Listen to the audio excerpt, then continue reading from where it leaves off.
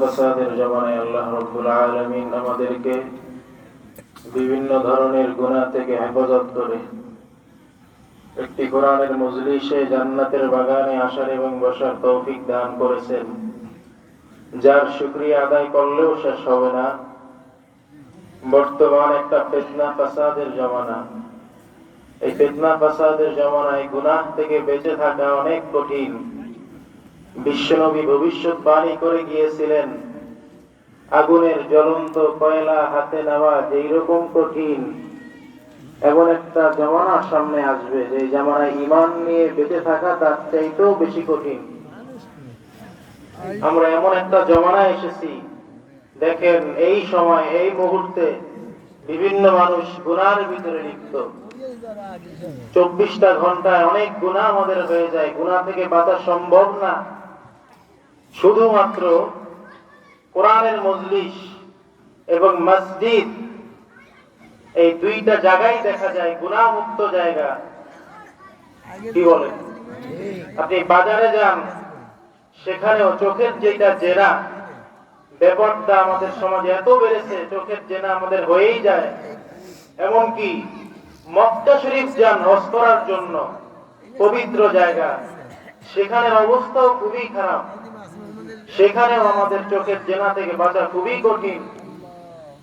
শুধুমাত্র দেখা যায় ওয়াজের মাহফিলে যদি কেউ মনে করেন যে সওয়াব হবে না, এতটুকু বিশ্বাস রাখতে পারেন যে গুনাহ হবে না। কি বলেন? কারো সন্দেহ আছে?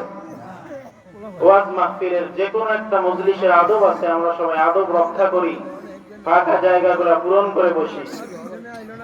আলহামদুলিল্লাহ ওয়া কাফা ওয়া সালামুন আলা ইবাদিহিল্লাযীনা ইসতাফা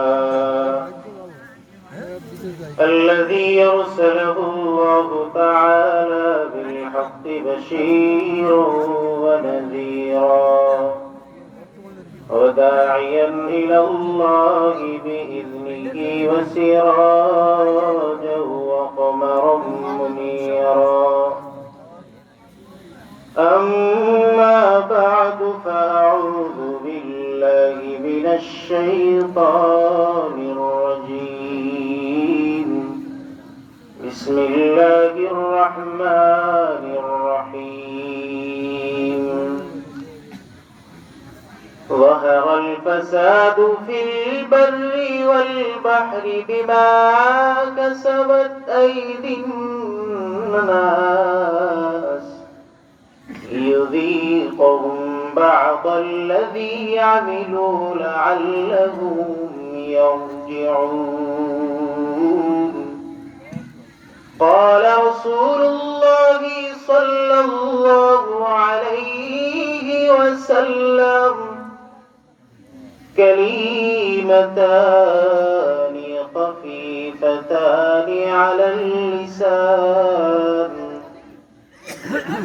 ثقيلتان في الميزان حبيبتان إلى الرحمن.